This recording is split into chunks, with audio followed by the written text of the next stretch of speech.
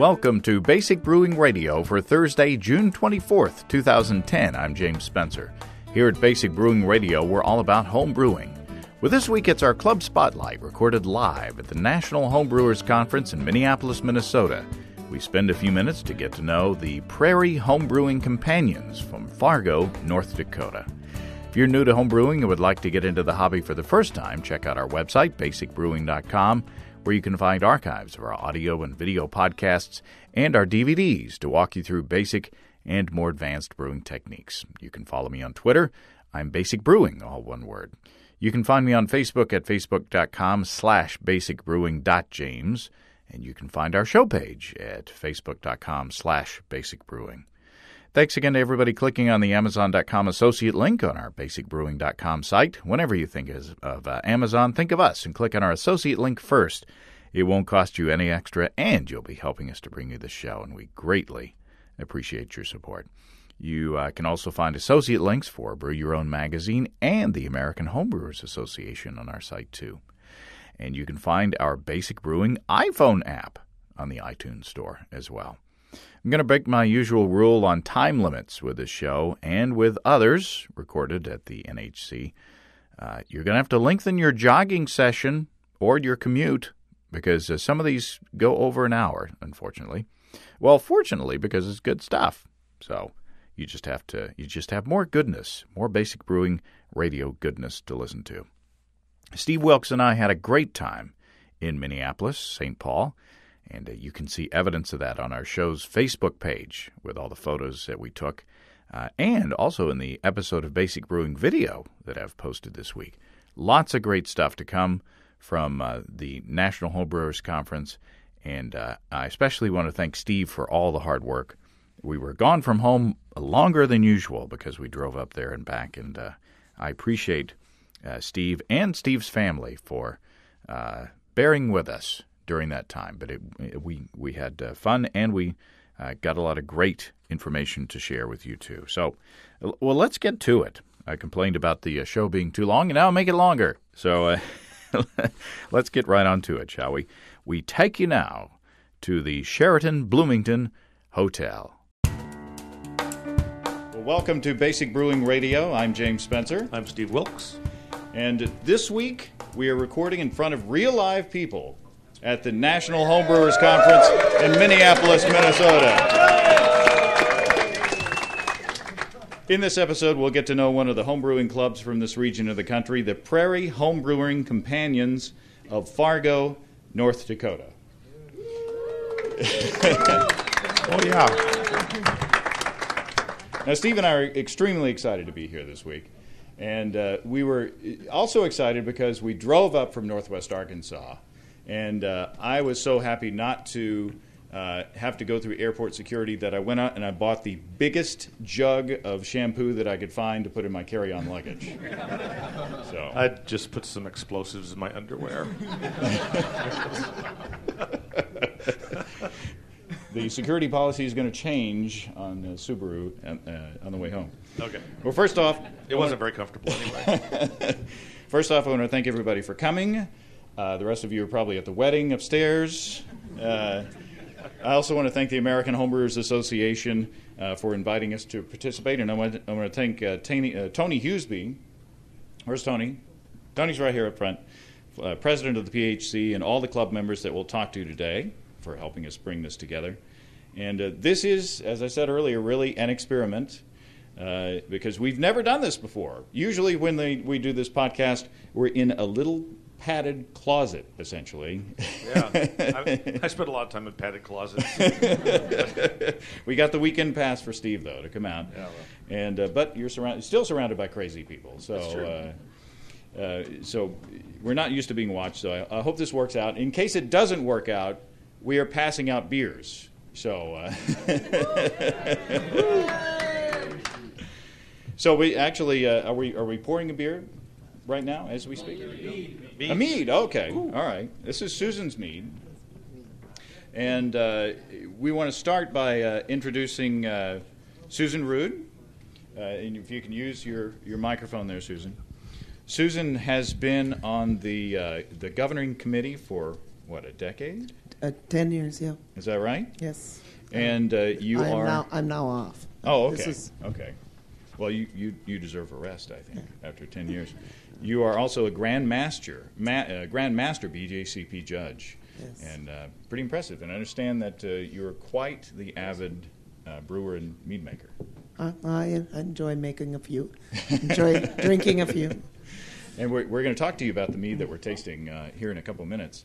But the reason that I asked you on is that you are, in addition to being a member of the PHC, you're also part of bringing this together. I did serve on the local committee, organizing all of the speakers. So what goes into that? I mean, when they asked you to do it, what kind of help did you get, and what kind of ideas did you have for it?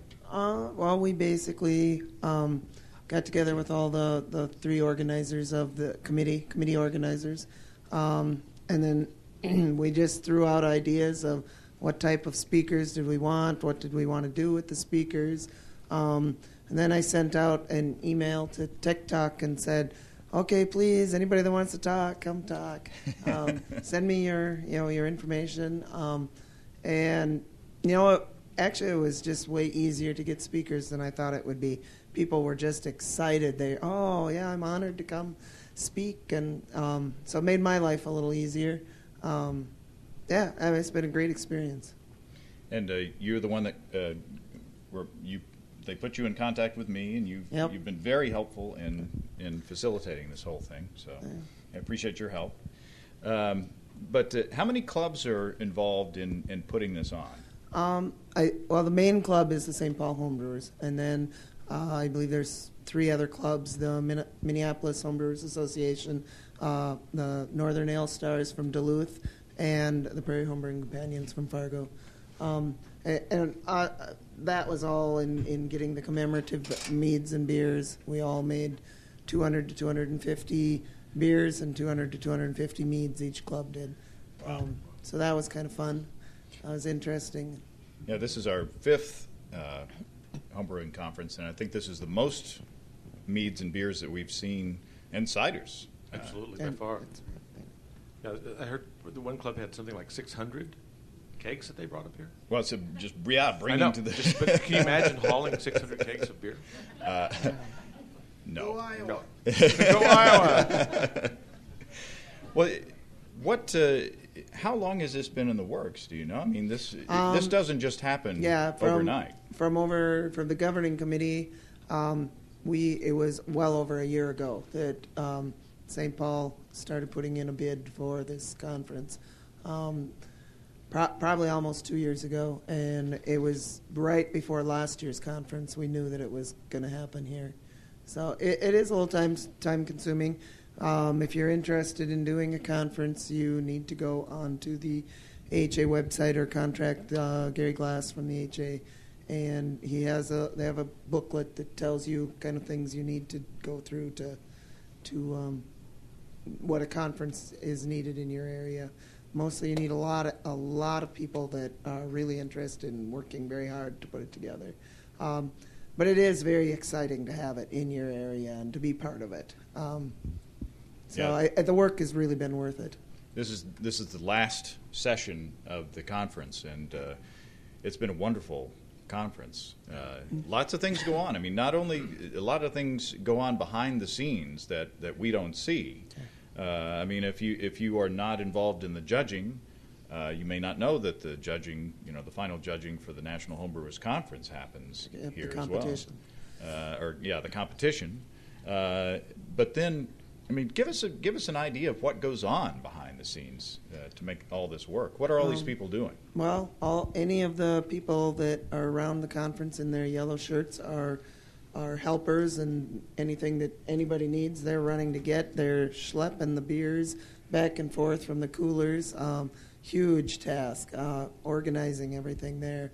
The hotel staff they've been phenomenal getting everything set up and tore down, different for each room. Think of what else. A lot of things fun, but it's just a lot of little things. But a lot of this all happened beforehand. I mean, you had to plan all the beers. You had to plan the every club that wanted to come for club night. That had to be planned ahead of time. All of the brewers that you bring in for Pro Brewers Night is all set up ahead of time.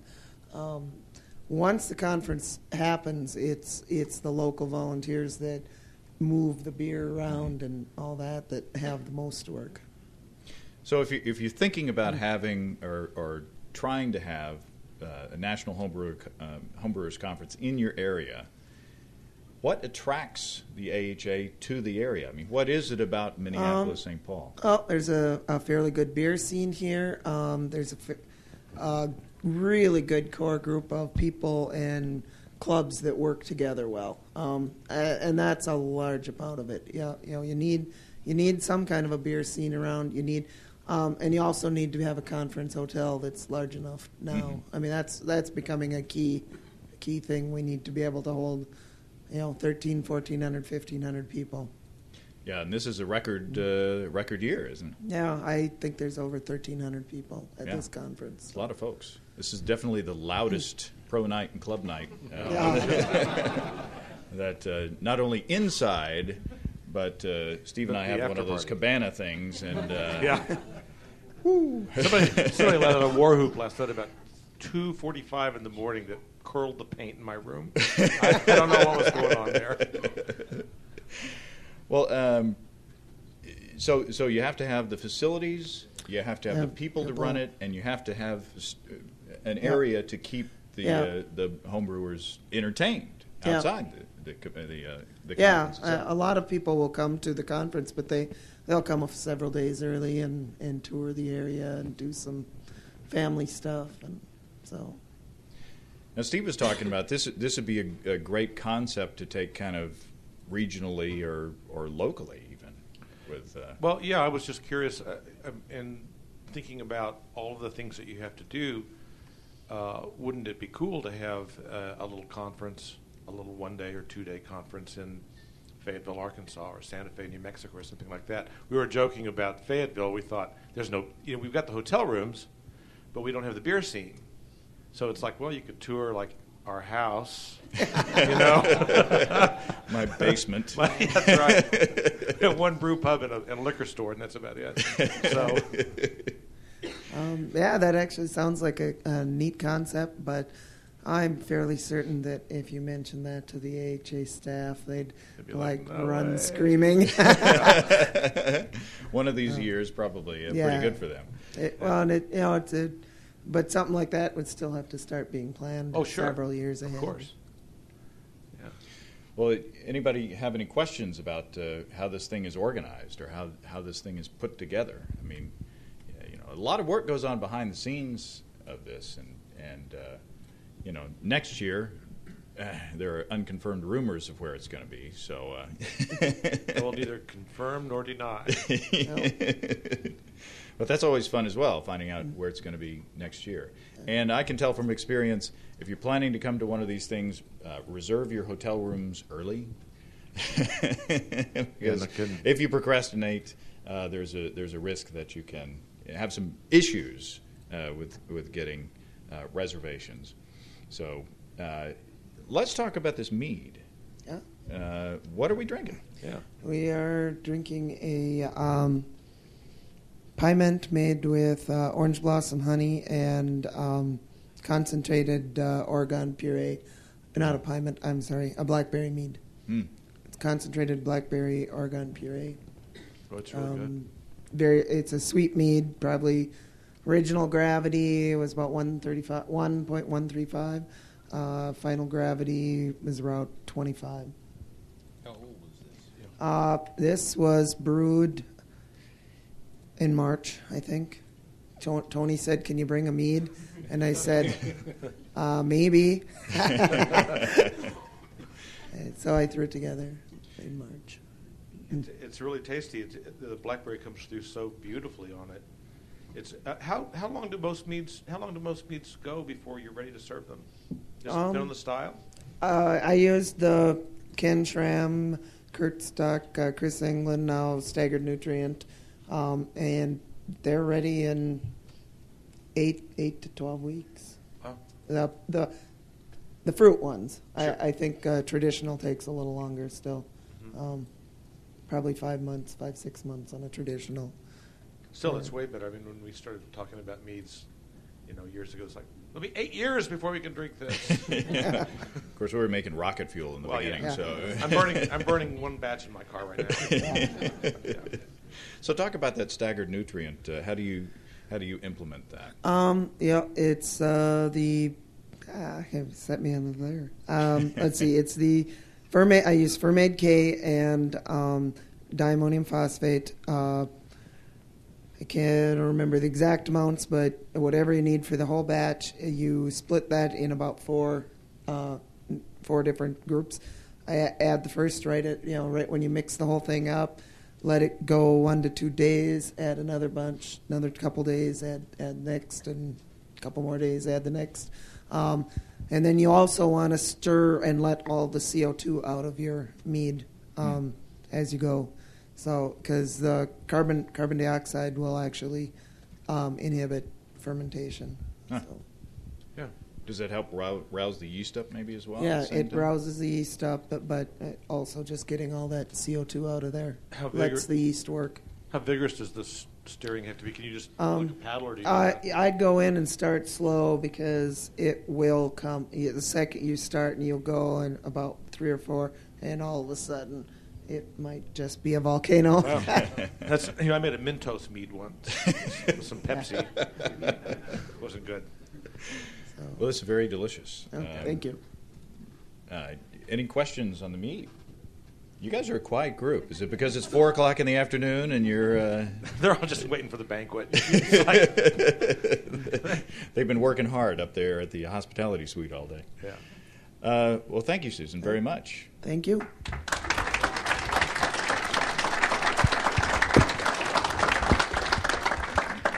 Well, now we're going to move on to talk to Ray Taylor and Carl Gunderson about the club and the Award of Brewing program that they have going on. Yeah, well, I'll start with the club. Yeah, welcome. One of the reasons I'm up here is I'm old. Let's hear it for being old. All right.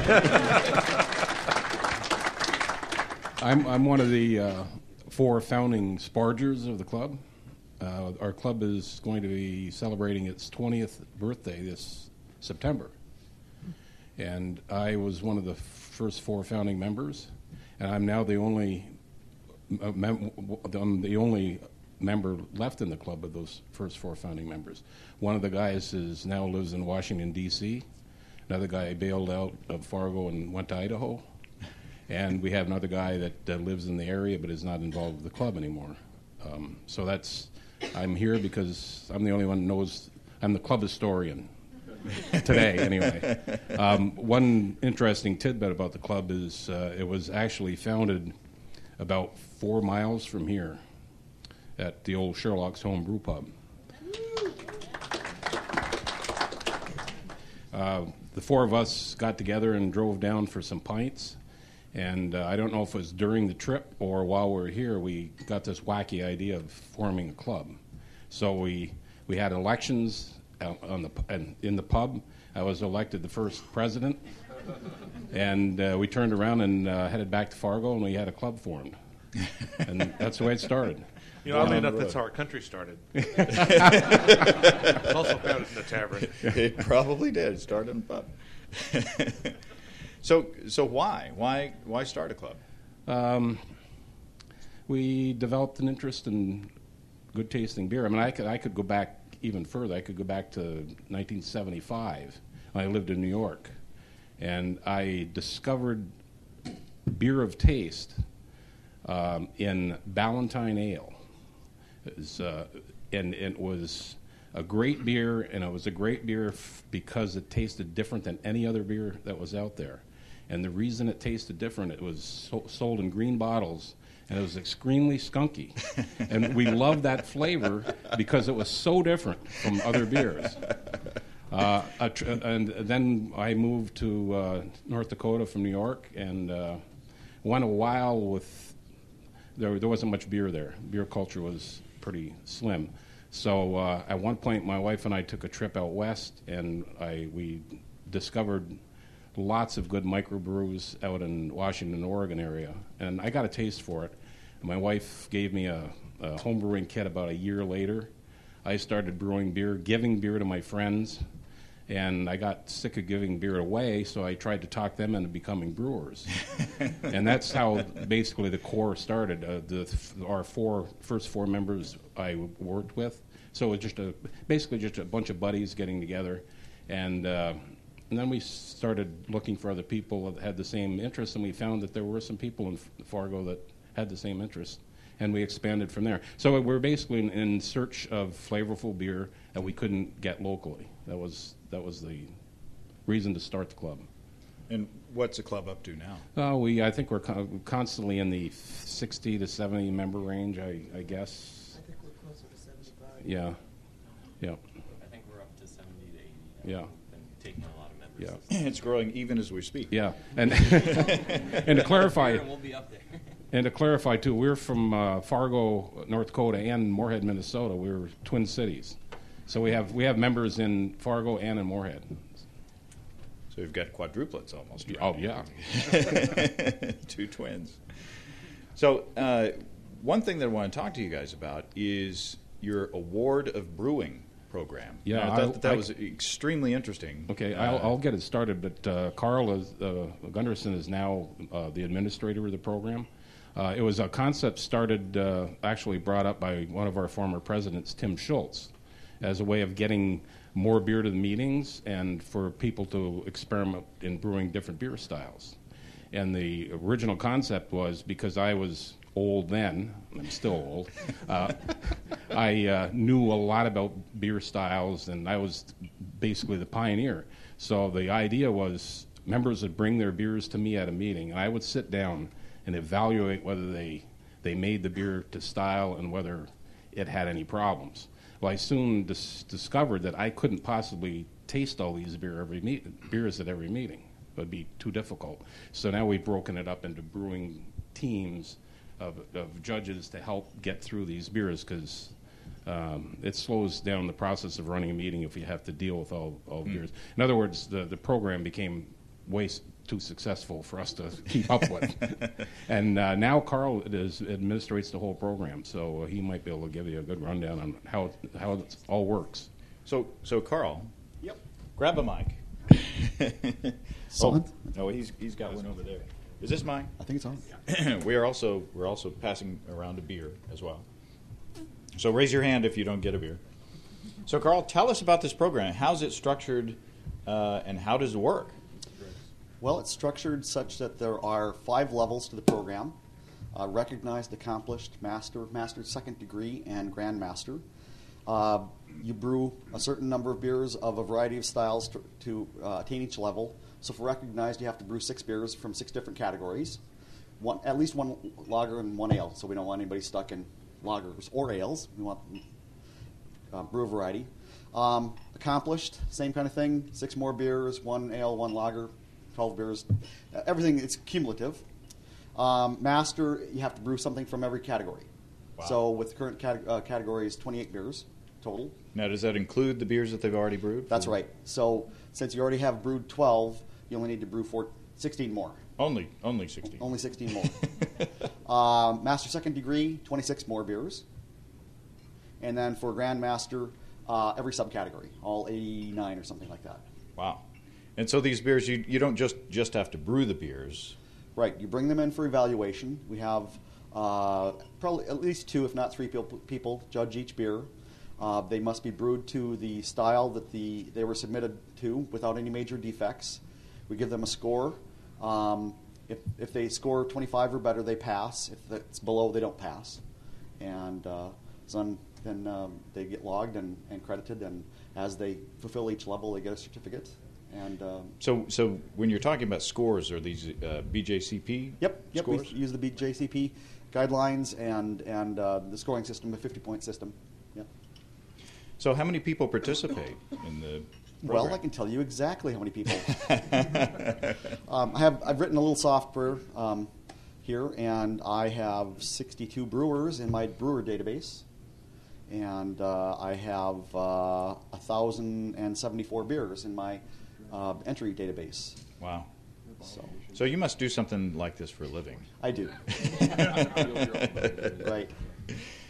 So, what do the brewers get out of this? I mean, Ray, you may want to chime in on this as well. Why would you want to participate in this program? Well, the main reason is the club actually gets benefit because the brewers, when they bring each sample in, have to bring a minimum of 2 liters.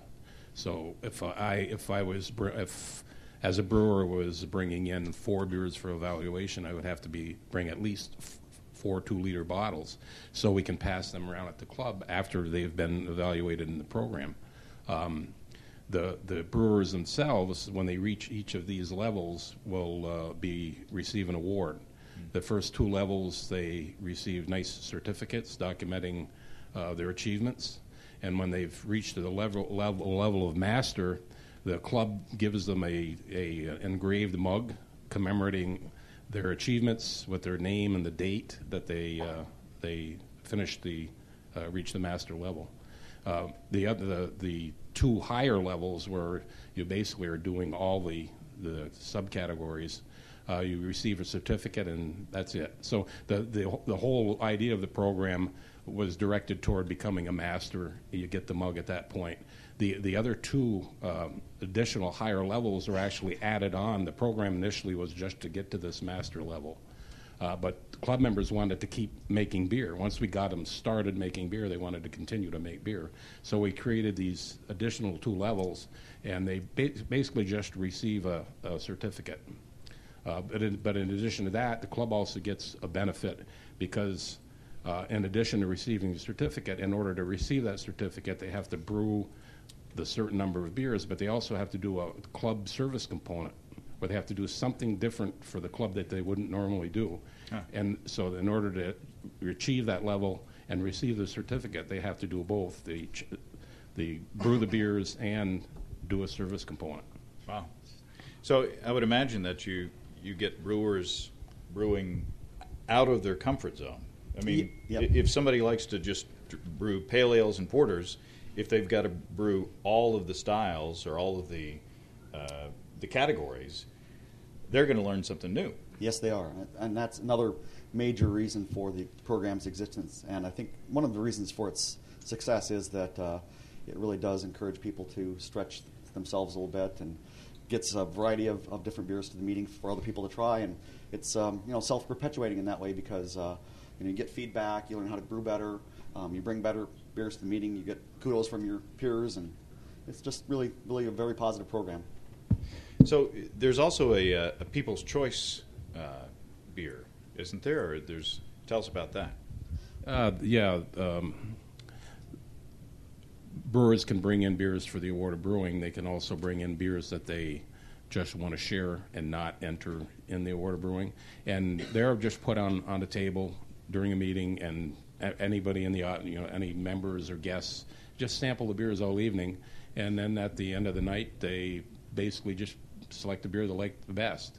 No BJCP style guidelines. If it's a beer, if it's your favorite beer, you vote for it. Wow! And the winner of every monthly club meeting receives some gift certificate for their efforts. Well, that sounds like fun. It sounds like that you're challenging them, and at the same time you're rewarding them and getting them into the giving them some incentive to get into the brew house and and get into the kitchen. Yeah, and the program has really worked because we've had no complaints. Everybody is it's a positive experience for everybody. So it's been great. So Carl, how do you keep track of all this stuff? Well, I've got an Access database that I log everything into. But then actually putting things into categories takes a little bit more work. So I've written some additional software that pulls the data out of Access and actually builds. Let me back up just a little bit. It was originally all done first time through when it was a simpler program, all on a Word document. Here's Ray's original Word document. And then he got a little fancier, and he's a scientist, by the way. Huh? That's Dr. Taylor. And so he's really good with spreadsheets. So he built some spreadsheets to handle this. So we were keeping track of things like this in a spreadsheet, and we had actually a spreadsheet for overall, and then each brewer had their own individual spreadsheet. And here's Susan's, for instance. And so, it's a matter of entering. Is this privileged information that we're looking at here? Not terribly, no. But it did require entering the data twice, and sometimes, since it's a manual process, getting things into the right categories and so on was, people make mistakes, typing errors, whatever. You write something down, and then you look at it, and that looked like a 2 the first time, and the second time you look at it, it looks like a 5. I have no idea what you're talking about there. Yeah, right. At least I make those mistakes. So I wanted something where I could just enter it once and have the software calculate all of these different categories. And so that's what I have here. So what I do is I enter I have this sheet right here that unfortunately the radio audience can't see, but this page right here where I enter a beer in, just enter the date, the brewer, the style they intended to brew, who was judging, the score they received, and then whether there were any comments. And notice I have a duplicate button down here. More than one brewer can get credit for one beer if the 2 of them worked on it as a team. So I can duplicate it and then just change the brewer's name. And so once that's all done, then I can run a little program that I wrote. Here, I'll just run it real quick. I learned how to write a program in high school, and it wrote my name across the screen about 1,000 times. Okay. That's my level of programming. So right here you see it's going through each brewer, and what it's doing is actually building a spreadsheet in the background. So you can see I've got actually 2 copies of Excel running here, one that you can see right there, and one you can't. So it's building a spreadsheet in the background, and when it finishes, it will take and print those spreadsheets to a single PDF, and then I can upload that PDF to our Yahoo group, and everybody can see their updated record month to month. And then I also produce a summary that shows in detail all their information. So here is, as soon as this finishes, so there's the last brewer, and then it will create the, it's probably got a little thing going here. I can just show you the finished product. Don't have to wait for it. Murphy's Law is fully in first here. You bet. In first. There it goes. Thank you, Susan. Now it's for making the PDF. slur. There it goes. So if somebody were interested in getting into the Award of Brewing program and needed some software to take care of it, could they contact you? Sure, absolutely. So there's the finished PDF, and Wow. so it shows in columns here how many beers you've got credit for in each one of the 5 categories, the date of that brew, and then at the bottom it shows the awards you received and so on, and how many beers you need yet to brew to get to the next level, so on. That's excellent. Yeah.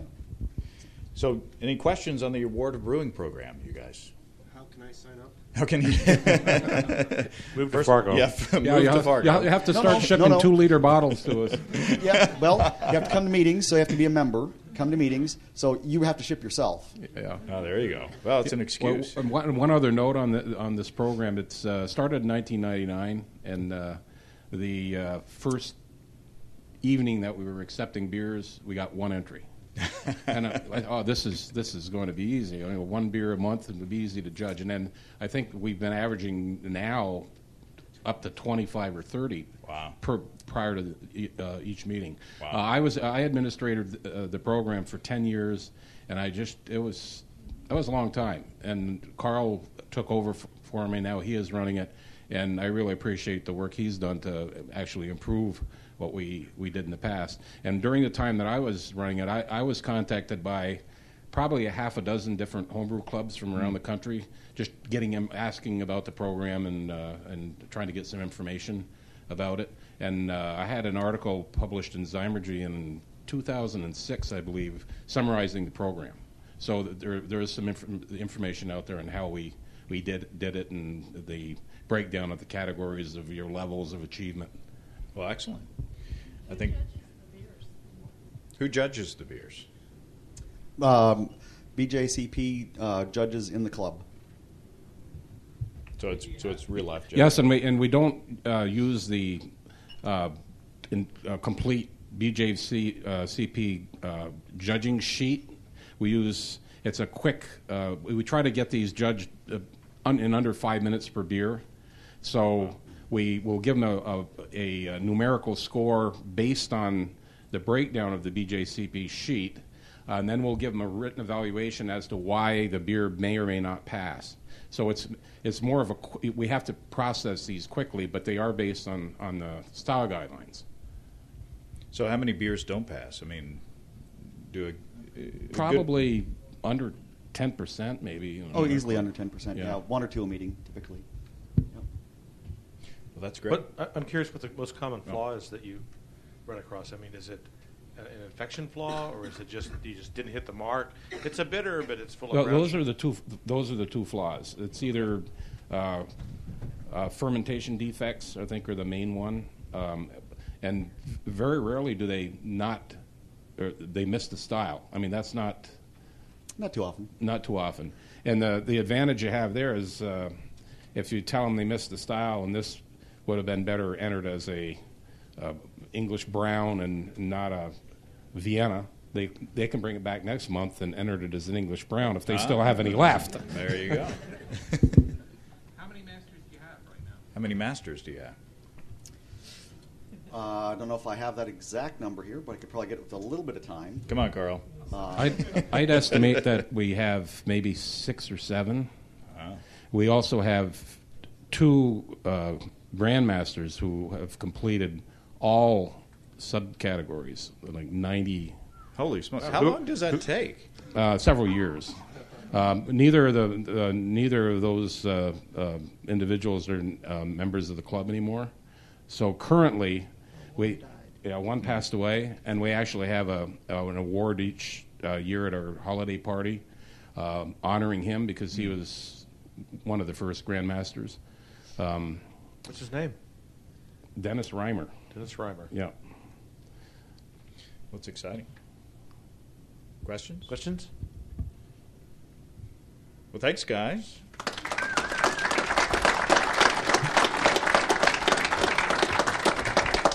I'm going to carry one of these around all the time. Yeah. I've got a little applause sign for those at home that will beg for applause. We got one question. What was that second beer we're drinking? Oh yeah, we get well. Thanks, Norm. We're on next. It's a great segue. Thanks for keeping us on track. The second beer was yours, Dave? Yeah, this one's my fault. This is Dave Batchelor, ladies and gentlemen. So,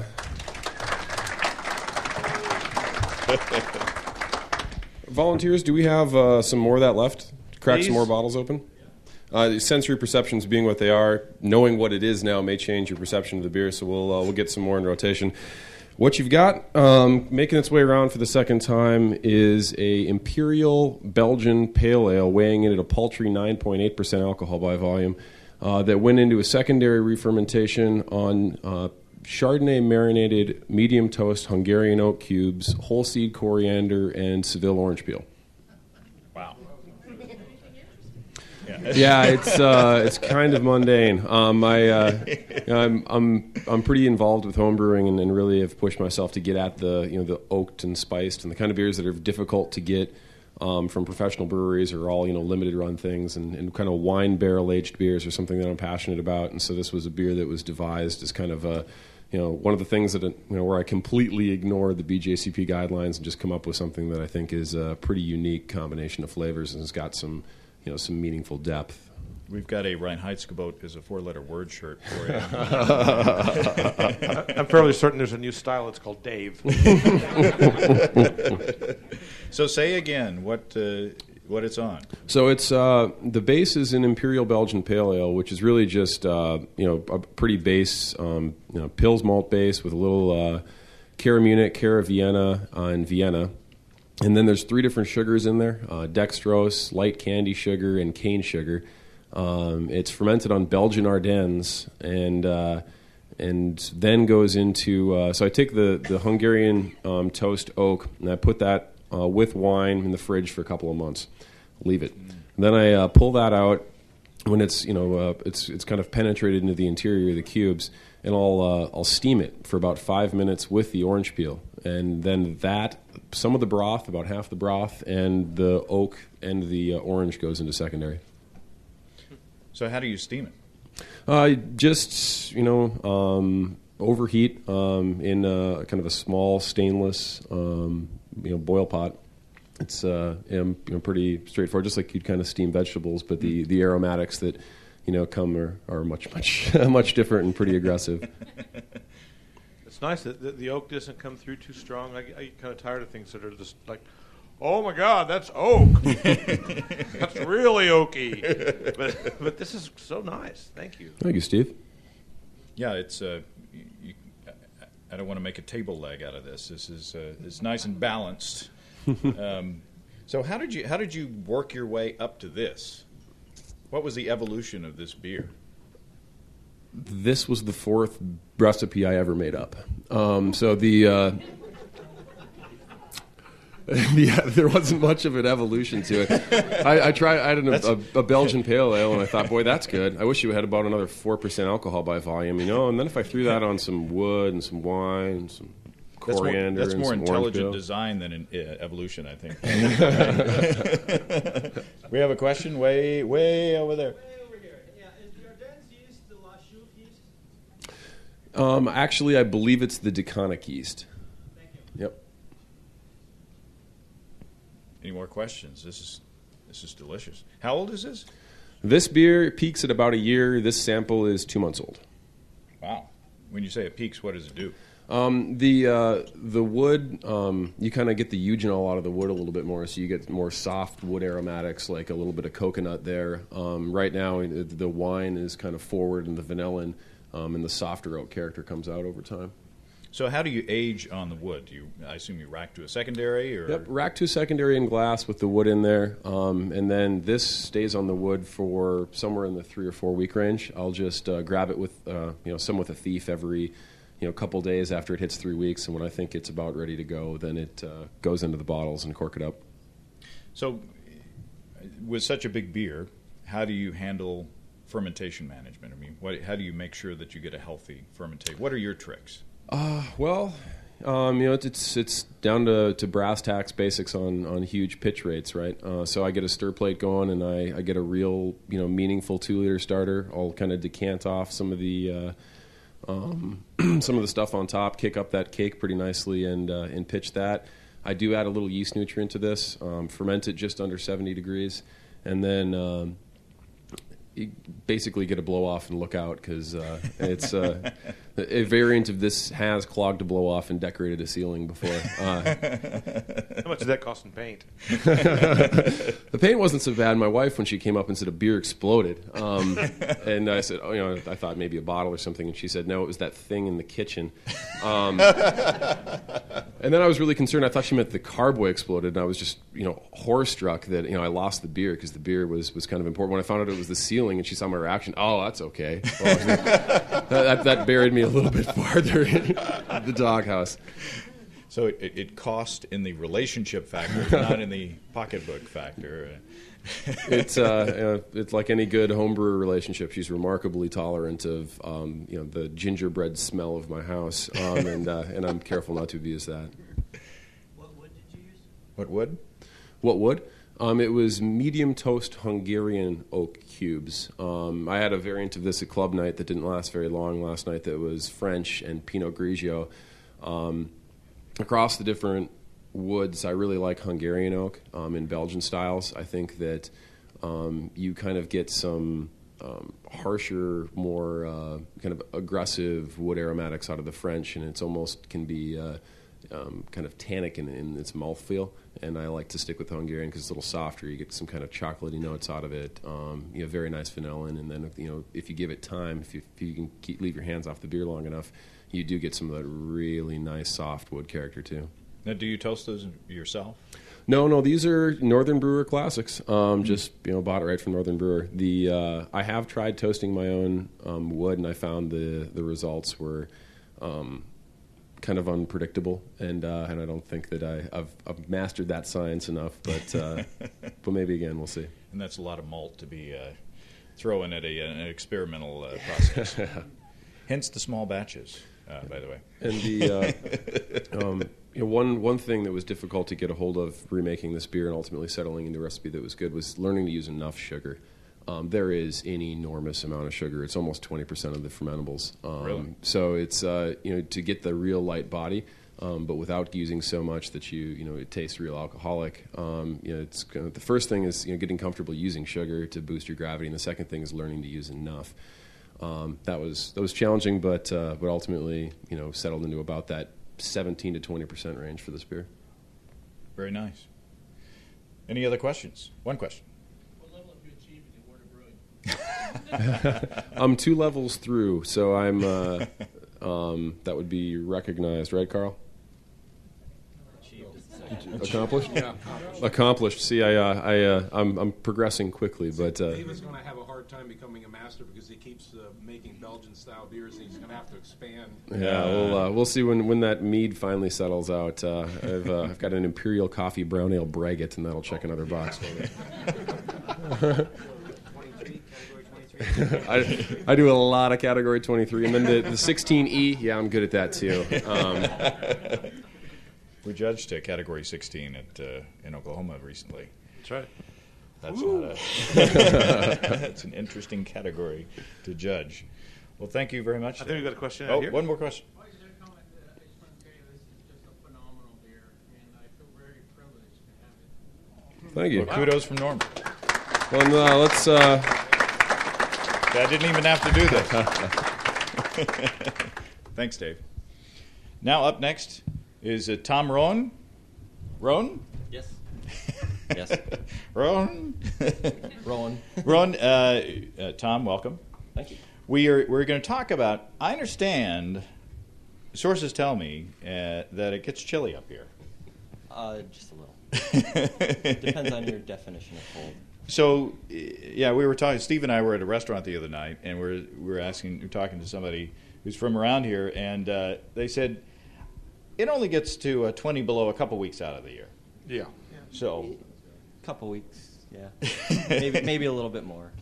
30 below for only just a few days. so what we're going to talk to you about is brewing with and against the Midwest climate, and we should be serving the third beer as we're.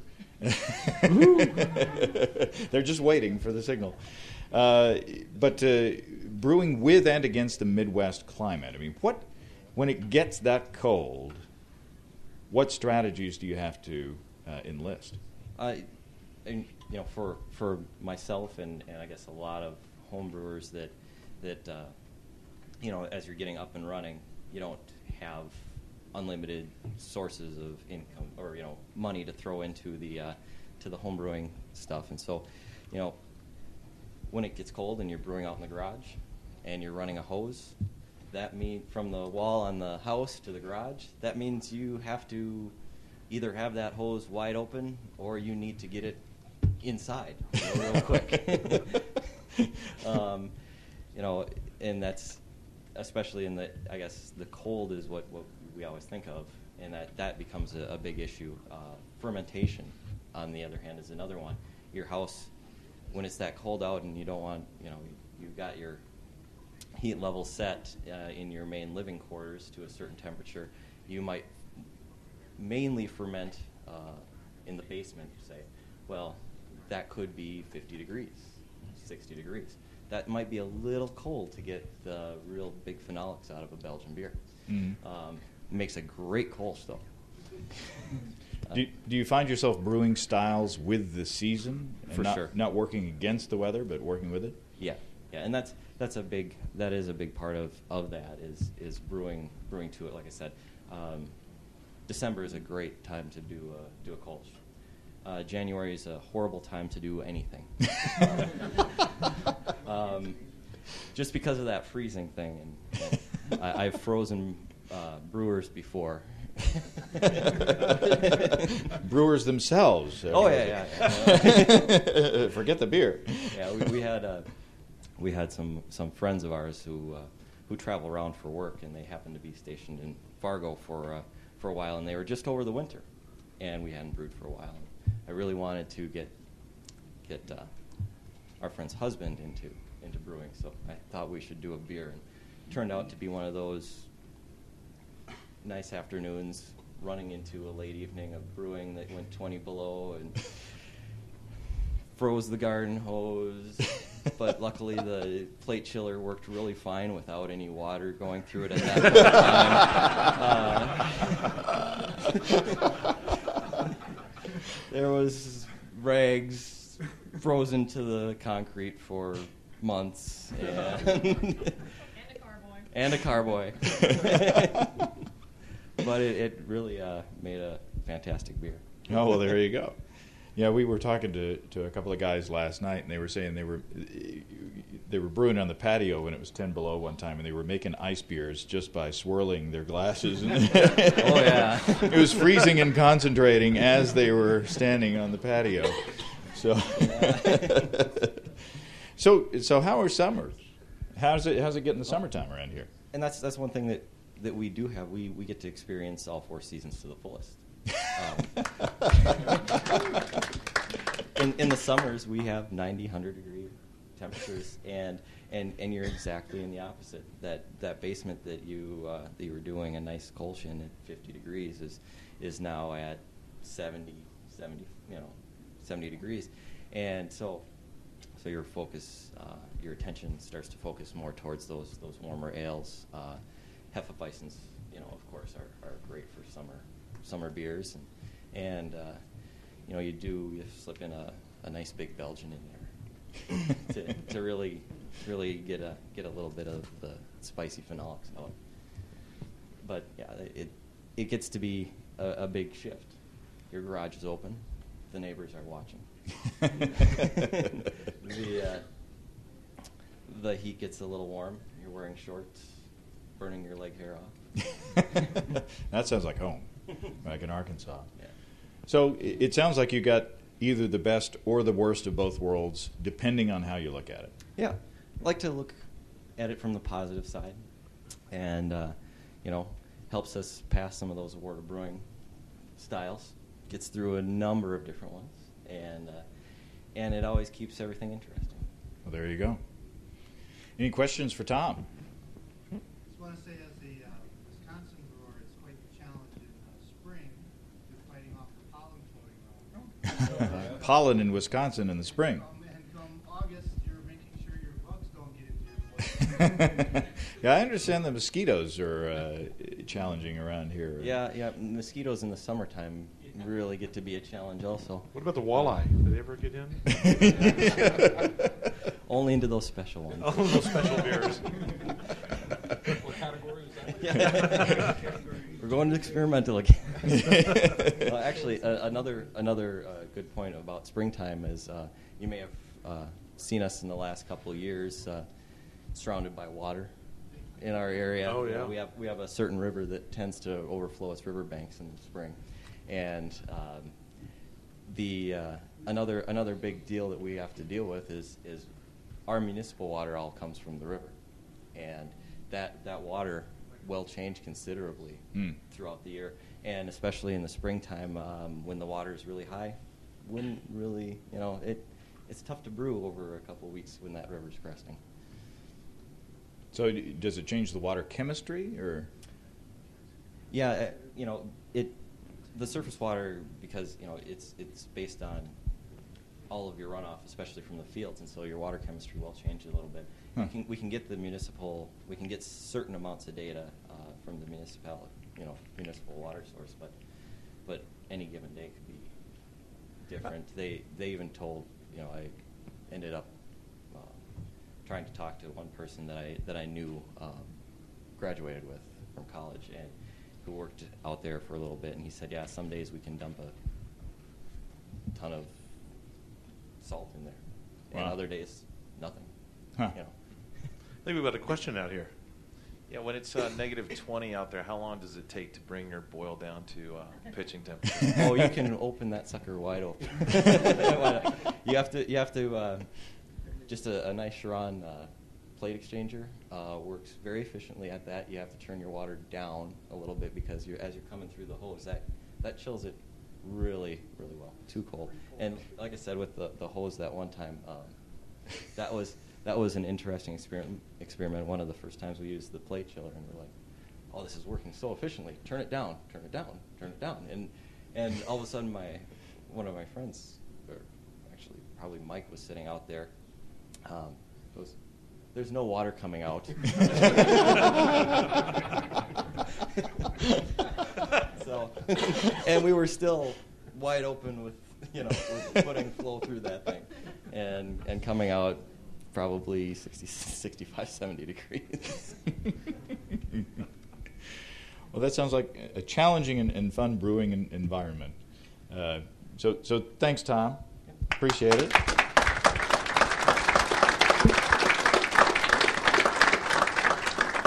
We're almost out of time. I want to bring up Vince Rocky. Vince is hiding in the back.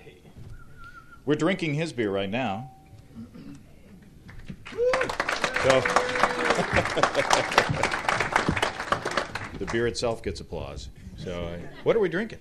This is an American Pale Ale that I've brewed. There's a single hop in here, many hop additions, but from front to back, it's Amarillo hops. Oh, I was going to guess. I was going to have people guess. Oh, I'm sorry. I would have said Amarillo if you hadn't. Yeah, exactly. The history behind this beer is it kind of got. I was inspired to make something like this in the 2003 Nationals, which I believe was in Chicago. I know it was in Chicago, but I think it was 2003. It was my first experience with Amarillo hops. I think Three Floyds Brewery was there, and they had something called Gumball Head Ale, which was, I think, a summer wheat beer that had Amarillo hops in it.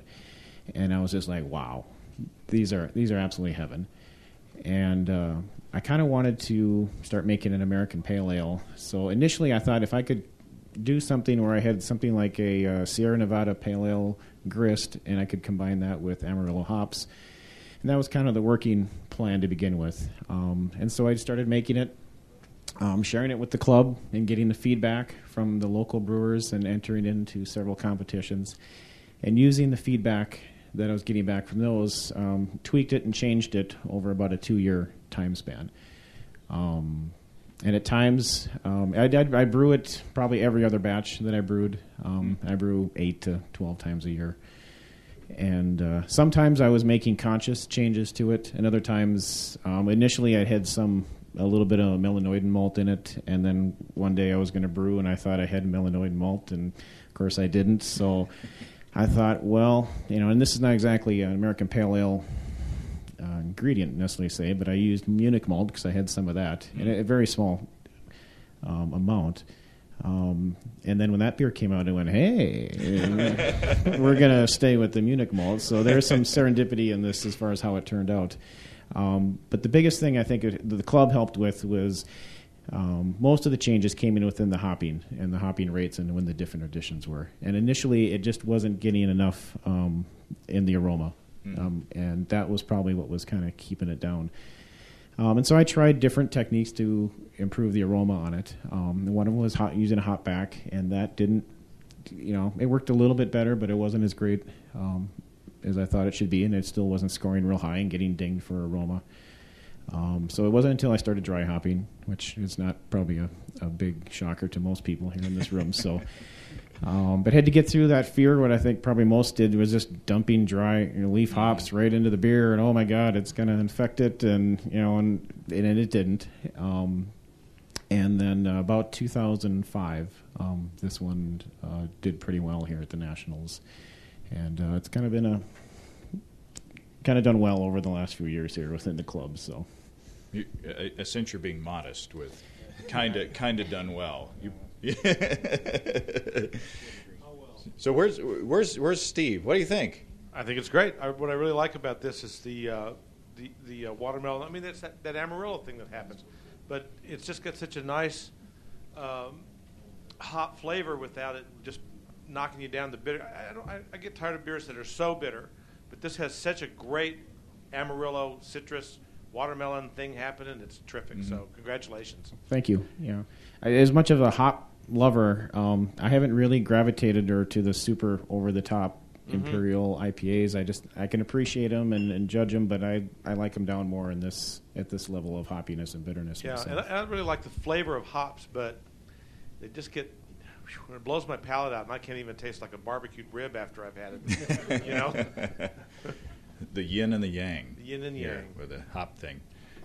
So talk about the hopping schedule. Like I said, it's all Amarillo hops. Again, when I brew, I try to keep things fairly simple for myself to know that, so that if I make a change, I know what, if something was different, hopefully it was based on that change. So there's first wort hopping in this. So as soon as I get a couple inches in the boil kettle, I put in, I think it's about 1.5 ounces or 1.2 roughly the Amarillos, depending on the year that I get them, are sometimes as low as 7% and as high as 9.8. So the amounts vary based on that. The IBUs on this is about 40, 41. The original gravity on this is about 1055. Huh. I would have thought the IBUs would be a little higher. And I mean, it's nice. It's nicely bitter, but like Steve said, not overly bitter. It's that balance thing, James. I'm unbalanced. What can I say? So the next hop addition then is at 60 minutes. I do a 90-minute boil. And I got sick of having boilovers, so I like to boil it for a while before I start throwing in the next addition. So I don't mind adding a few more hops at 60 to avoid the boil over at 90 or at 75. And then there's a hop addition at 15 minutes, one at 5, and then it gets 4 ounces. Doesn't matter what the IBU is, but 4 ounces of pellets at knockout. Wow. And then it gets dry hopped. And in the boil, it's all pellet hops, if I can, depending on supply. And then I dry hop with Amarillo leaves. And this is an 11-gallon batch, by the way. 4 ounces of leaf hops in the secondary. And that stays anywhere. I find that by 2 weeks, it's fine. Sometimes, though, I'm lazy and I don't get to it in a couple months. And I don't notice a big difference between 2 weeks to 2 months as far as it adding any more hop aroma at that point. So, and at that point, I usually just keg it, and away we go. Talk about, why do you do hop pellets at one edition and whole leaf at another edition? Why would you choose to do that? You know, I've kind of done it. We have another very good brewer in our club that does the reverse of that. I don't know. I think it might just be a personal preference. One reason I do, if I use the leaf, because I'm using so much, an 11-gallon batch, depending on the alpha acid content of the hops, this can be 12.5 ounces of hops, or 8.5 in the boil. So 8.5 ounces of leaf hops takes up a lot of volume of liquid, and so you don't get as much at the end. And so that's why I prefer to use pellets, just because otherwise my yield gets pretty low. Do you squeeze the hops at the end? I don't now. There's been a batch where I've done it. I ruined my basement now, so I'm a little bit insulated from the weather things that you talked about earlier. Although when I was in my garage, I've had either assigned to myself or a kid to come out every once in a while and walk on the hose to keep it from freezing while we were brewing.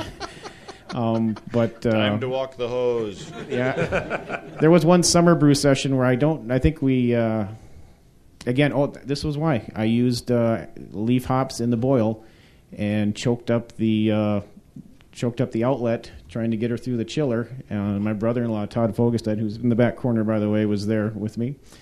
And we said, what are we going to do? We only got a couple gallons in the fermenter, so we ended up basically scooping out the hops and pouring everything through a colander, sanitizing our hands and squeezing out the wort right in. Done that. Yeah. And I thought, this is going to be horrible. And I didn't really. We drank it fast to make sure that we didn't find anything horrible down the long run. So it wasn't bad right away, but we made sure it went quickly. So. Yeah, Andy Sparks and I were making a really hoppy beer one time, and Andy had, Andy's crazy about the hops and the whole hops, and about like half the brew kettle was full of hops at the end of racking, and so we got a grain bag and put all the hops in there, and we're squeezing this bag over the sink, saying we're ruining this beer, but we can't help it. But it was wonderful. So don't be afraid to squeeze the bag. That's what. Stop I won't say it. You behave. That's the next shirt. Any questions about the hoppy beer? Question? No, I've never noticed that. What was the question? Do the hops get grassy leaving in the dry hop that long? At least not with this Amarillo. It just seems to be the grapefruit flavor that comes through the whole time. I don't get the grassiness. There's a little bit of mango in there too, I think. That's Carmen Miranda. Tropical fruit salad. I can't remember, Vince, when the Amarillo shortage was there, did you try a different hop? No, I paid exorbitant amounts of money to get Amarillo. I wasn't going to sacrifice. I wanted what I wanted. Well, here's the man with the giant hook. So we've run past the time. But I appreciate all of you. We know that there's free beer upstairs, and you chose to come down here with us. So I appreciate each and every one of you, and I see a lot of faces that I've shook hand. You know, I haven't shaken hands with your face, but I've shaken hands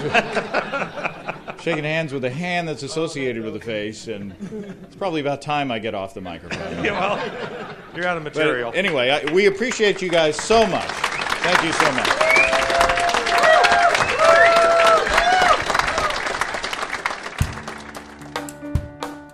Well, what a great show. I can't thank the members of the Prairie Homebrewing Companions enough for helping out, and I want to single out Tony Huseby again. You didn't hear him, but we couldn't have pulled this off without his time and work and energy, and I appreciate that so much. And thanks again to the PHC members and volunteers that you heard and didn't hear who made it all possible. Such a great group. Very interesting programs that they've got going on there, and awesome mead and beers as well. I'm going to take most of July off, as I've said before. Friends are coming into town. We've got family vacations. We got weddings. You name it. However, next week I'm going to run the keynote address from Mark Stuttrud from Summit Brewing Company, so look forward to that. And we'll kick July off well. If you have brewing questions, show suggestions, or just want to say howdy, write to james@basicbrewing.com or just fill out the contact form on basicbrewing.com. Please don't forget to tell us where you're from. Our 2010 Brewers Logbooks are gone. All gone. But you'll have to wait till next year to get your logbook. It's a calendar in the front. You know, we got to keep current there, don't we? But we do have our Reinheitsgebot is a 4-letter word shirts on our shop along with our other shirts, and you can check out our homebrewing DVDs, Introduction to Extract Home Brewing, Stepping into All-Grain, Low-Tech Lagering and Decoction Mashing, and Introduction to Wine Kits. You can find combo deals on our site to save you a few bucks if you want to buy more than one DVD at a time. And you can see a listing of the fine folks across the country who sell our DVDs on basicbrewing.com.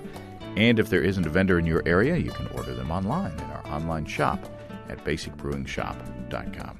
Thanks again to everyone who's continued to click on our Amazon.com associate link. We appreciate the support. Our featured products this week that were purchased through the link are Vermont's Original Bag Balm Protective Ointment, 10 ounce. I guess that was originally for cows. And PJ Sock Monkey Kit. Thanks again. Remember, I can't tell who bought what, so no worries there. Just click on the Amazon.com logo on our site the next time you feel like Amazon shopping. We appreciate your support. And don't forget, you can also join the American Homebrewers Association and subscribe to Brew Your Own magazine through the links on our site as well. That's all until next week. Until then, thanks for listening, everybody. I'm James Spencer. Production help for Basic Brewing Radio and our website is provided by our buddy Kelly Dodson down in Austin, Texas. Basic Brewing Radio is a production of Active Voicing. We'll talk to you next time, everybody. So long.